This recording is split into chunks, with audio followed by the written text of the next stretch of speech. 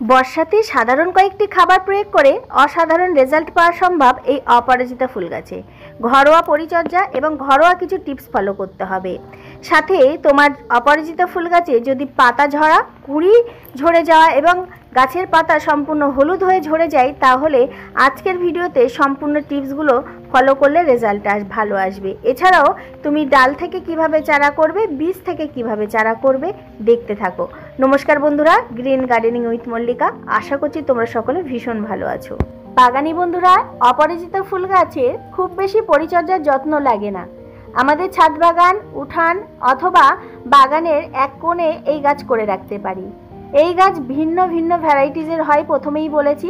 এখন বর্তমানে নার্সারি থেকে বিভিন্ন কালারেরও পাওয়া যাচ্ছে। তোমরা চাইলে এই গাছ কিন্তু বিভিন্ন কালারের গাছ এনেও ছাদ বাগান অথবা তোমার উঠানে প্রতিস্থাপন করতে পারো। বন্ধুরা, আমার ছাদ বাগানে দু রকম ভ্যারাইটিজের অপরাজিতা ফুল গাছ আছে। এক ডাবল প্যাটার্ন, দুই সিঙ্গেল প্যাটার্ন। আর কালার হিসাবে সাদা আর ব্লু কালার আছে। সাদা কালারের অপরাজিতাতে বর্তমানে ফুল ফুটছে না, সবে মাত্র 1.5 মাস হয়েছে গাছের বয়স, এবং গাছ ভীষণ হেলদি আর প্রচুর পরিমাণে শাখা পোশাখা বার হয়েছে। আশা করছি বেশ কিছুদিনের মধ্যে তার আপডেট শেয়ার করব। সাধারণ কয়েকটি ঘরোয়া খাবার প্রয়োগ করে অসাধারণ রেজাল্ট পেতে আজকের ভিডিওটি ধৈর্য সহকারে দেখো।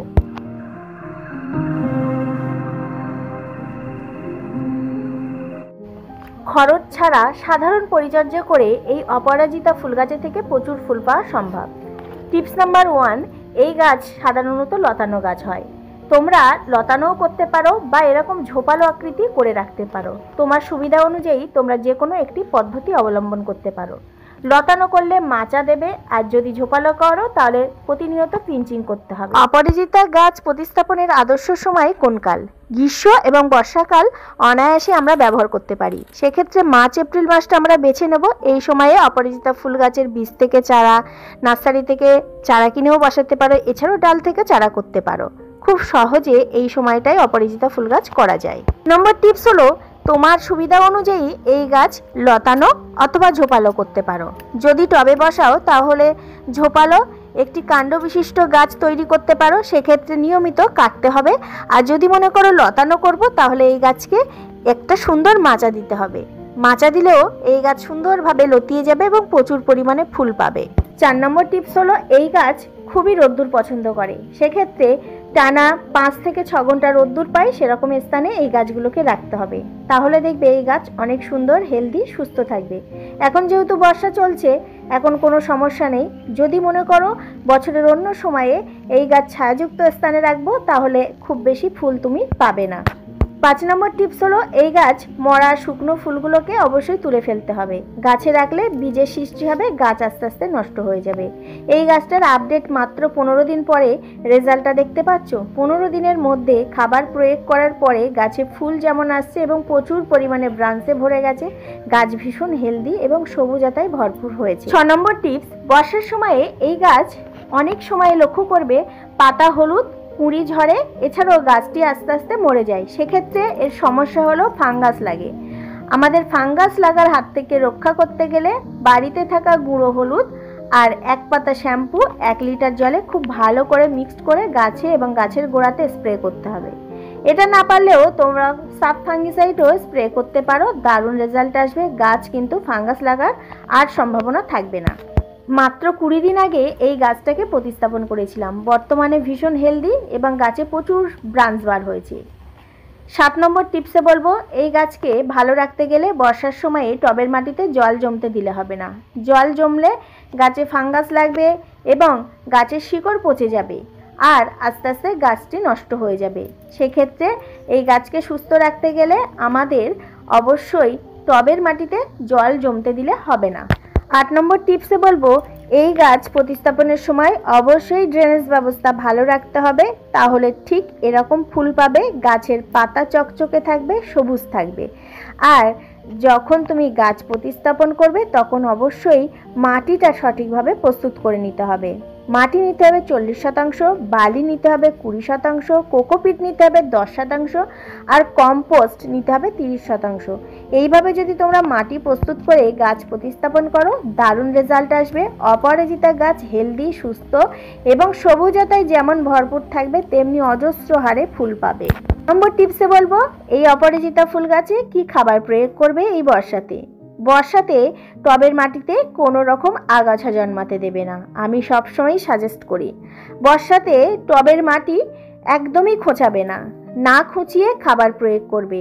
আমি অন্য অন্য সময়ে বলি টবের মাটি খোঁচাবে, কিন্তু বর্ষার সময়ে লক্ষ্য করবে প্রত্যেকটি টবের গাছে শিকড়গুলো ওপরের দিকে চলে আসতে থাকে। সেক্ষেত্রে এই সময়ে টবের মাটি একেবারে খোঁচাবে না, তাহলে শিকড়ের উপরে এফেক্ট পড়বে, গাছের অনেক ক্ষতি হবে। দেখো আমি এখানে ভার্মি কম্পোস্ট দিলাম 3 থেকে 4 মুঠ মতো। তারপরে এখানে বর্ষার সময় যে খাবার আমাদের গাছের জন্য আদর্শ সেটি হলো চা। আমরা এখানে চা পাতা 1 চামচ ব্যবহার করব 12 ইঞ্চি টবের জন্য। তোমরা যদি মনে করো আমি চা পাতা ব্যবহার করব না, সেক্ষেত্রে তোমরা কফি পাউডারও ব্যবহার করতে পারো। বর্ষার সিজনে এই চা পাতা ছাড়াও অন্য খাবার প্রয়োগ করলে গাছের কিন্তু অনেক বেশি ক্ষতি হয়ে যাবে। এছাড়াও ওই ভার্মি কম্পোস্ট, গোবর সার, পাতা সার এগুলো দিতে পারো। আমি এখানে নাইট্রোজেনযুক্ত খাবার প্রয়োগ করেছি এবং খাবার প্রয়োগ করার পরে জল প্রয়োগ করেছি। 9 নম্বর টিপসে বলবো, সঠিক নিয়মে বর্ষার সময়ে খাবার প্রয়োগ। যেদিন রোদ ঝলমল আকাশ, অর্থাৎ যেদিন কম বৃষ্টি হবে ছিটেফোঁটা, সেদিনই এই খাবারটি প্রয়োগ করো।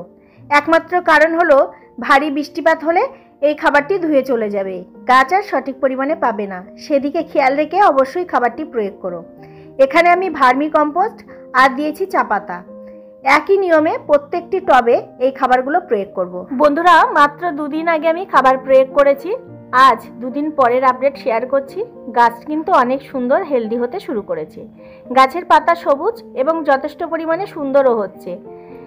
আরেকটি বিশেষ টিপস হলো, অপরাজিতা ফুল গাছে কখনোই তুমি মরা শুকনো ফুল রাখবে না, এতে বর্ষাতে ফাঙ্গাস লাগার সম্ভাবনা থাকবেই। তো এর পাশাপাশি এই যে মরা শুকনো ফুলগুলো যখনই রাখবে তখনই কিন্তু বীজে পরিণত হবে, আর বীজ গাছে বেশি পরিমাণে থাকলে গাছ বুড়িয়ে যাবে, নষ্ট হয়ে যাবে, গাছ কিন্তু বেশি দিন বাঁচিয়ে রাখা সম্ভব হবে না।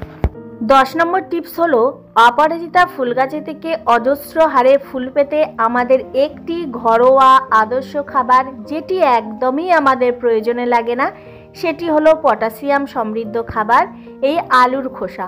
আলুর খোসাকে আমরা যদি খুব ভালো করে মিক্সিতে এইভাবে মিক্সড করে এই বর্ষার সিজনে অপরাজিতা ফুল গাছের গোড়াতে দিতে পারি, দারুণ একটি রেজাল্ট আসবে। তোমরা কি জানো এই আলুর খোসাতে প্রচুর পরিমাণে পটাশিয়াম। বন্ধুরা, আলুর খোসার পরিবর্তে এখানে কলার খোসাও ব্যবহার করতে পারো, কিন্তু পদ্ধতিটা অবশ্যই সঠিকভাবে ফলো করতে হবে। মিক্সিতে একদম পেস্ট করে লিকুইড আকারে তৈরি করে সেটি গাছে প্রয়োগ করবে। কোনো রকম কঠিন বা শক্ত ছিটে ফোঁটা যাতে না পড়ে সেদিকে খেয়াল রাখবে, কারণ এই সময়ে যদি কঠিন শক্ত এই আলুর খোসা, কলার খোসাগুলো পড়ে তাহলে টবের মাটিতে ফাঙ্গাস লাগবে, গাছ মরে যাবে। সেক্ষেত্রে অবশ্যই আমাদের এভাবে লিকুইড আকারে প্রয়োগ করতে হবে। চলো এই অপরাজিতা ফুল গাছ থেকে কিভাবে চারা করবে। একদম সম্পূর্ণ আমরা বীজ থেকে তো চারা করতে পারি, কিন্তু তোমরা কি জানো অপরাজিতার মোটা হেলদি ডালগুলোকে সহজে চারা করা যায়, একদম ডাল থেকে চারা। হ্যাঁ, অন্যান্য গাছের যেমন চারা করা যায় না ডাল থেকে, এই অপরাজিতা ফুল গাছের খুব সহজে এরকম হেলদি চারা করা যায়। আর এই গাছগুলো কিন্তু ভীষণ সুন্দর ঝোপালো হয়, মাত্র 1 মাসের মধ্যেই এই গাছে থেকে ফুল পাওয়া সম্ভব। দেখো আমি বেশ বড় সাইজের এবং মোটা আকৃতি ডাল কেটে নিয়েছি এবং 6 ইঞ্চি মাপের কেটে একদম সিম্পলভাবে মাটিতে বসিয়ে দেবো অ্যালোভেরা জেল লাগিয়ে। অবশ্যই ডাল কিন্তু পাতলা বা রুগ্ন ডাল নেবে না, এরকম হেলদি এবং পুরানো গাছের ডাল নিতে হবে। কোনো রকম নূতন ডাল বা এরকম লতানো প্রকৃতির ডাল নিলে হবে না চারা, এরকম ঝোপালো আকৃতির ডাল নিতে হবে, অর্থাৎ পুরানো গাছের ডাল নেবে। ডালের নিচের অংশগুলো ছুলে নিলাম। যে পাত্র নির্বাচন করবে পাত্রটি যেন অবশ্যই ছিদ্রযুক্ত পাত্র হয়, প্রয়োজনের অতিরিক্ত জল যেন বাইরে বার হয়ে যায়। সম পরিমাণে আমি এখানে ভার্মি কম্পোস্ট আর সম পরিমাণে দিয়েছি মাটি। এবার ন্যাচারাল রুট হারমোন হিসাবে আমি এখানে অ্যালোভেরা জেল লাগিয়ে নিচ্ছি। নিয়ে ডালগুলোকে মাটির সঙ্গে খুব শক্তভাবে চেপে বসিয়ে দিতে হবে। এখন যেহেতু বর্ষা চলছে, আমাদের এক্সট্রা করে জল দেওয়ার প্রয়োজন নেই। যদি অন্য সিজনে চারা করো তাহলে নিয়মিত প্রত্যেক দিন সকালে জল দিতে হবে। এখন যেহেতু বর্ষা চলছে, তাহলে আমি সরাসরি এই ডালগুলোকে একদম ছাদের খোলা আকাশের নিচে রেখে দেবো। কাটা অংশে একটু গুঁড়ো হলুদ অবশ্যই লাগিয়ে দেবে, ফাঙ্গিসাইড থাকলেও লাগিয়ে দেবে, এবং সপ্তাহে একদিন করে একটু ফাঙ্গিসাইড অথবা গুঁড়ো হলুদ স্প্রে করবে। এই গাছগুলো এরকম ঝিমিয়ে পড়ার সমস্যা আসবে না। দেখো, প্রখর রোদ্দুর আবার বৃষ্টি, এই সমস্যাতে কিন্তু বেশি পরিমাণে এই অপরাজিতা ফুল গাছ নষ্ট হতে থাকে, সেদিকে অবশ্যই একটু খেয়াল রাখবে। সাধারণ কয়েকটি টিপস আর ঘরোয়া খাবার প্রয়োগ করো, মাত্র 1 সপ্তাহের মধ্যে রেজাল্ট দেখে তুমি আশ্চর্য হয়ে যাবে। 1 সপ্তাহ পরে তুমি আমাকে কমেন্ট করে জানাবে, দিদি সত্যিই একটি ভালো রেজাল্ট পেয়েছি। কমেন্ট করতে কিন্তু ভুলো না বন্ধুরা। আশা করছি এই বর্ষা সিজনে অপরাজিতা ফুল গাছের এই পরিচর্যাটা নিয়ে দারুণ রেজাল্ট পাবে।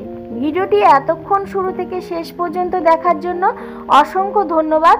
ভালো থেকো, সুস্থ থেকো। আবার আসবো কোনো নতুন ভিডিও নিয়ে, গাছ সংক্রান্ত বিষয় নিয়ে। টাটা।